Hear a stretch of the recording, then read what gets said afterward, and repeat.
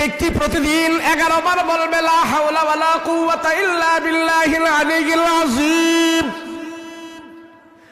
আস্তাগফিরুল্লাহাল্লাযী লা ইলাহা ইল্লা হুয়াল হাইয়ুল কাইয়্যুম ওয়া আতুবু ইলাইহি লা হাওলা ওয়ালা কুওয়াতা ইল্লা বিল্লাহিল আলিয়্যিল আযীম।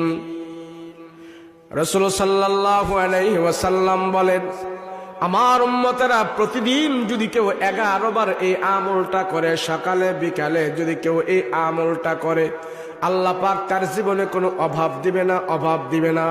আল্লাহর রাসূল বলেন, তোমার অভাব যদি থেকেও থাকে, আল্লাহ তোমার অভাব দূর করে দিবে। সেই জন্য আমরা আমল করব, রাজি আছে কিনা বলেন? সবাই আমরা ইস্তিগফার পড়ব, ঘুমে যাওয়ার আগে আমরা সবাই 11 বার ইস্তিগফার পড়ব। ইস্তিগফার পরে পরে আমরা ঘুমাইতে যাব। 11 বার ইস্তিগফার করে যদি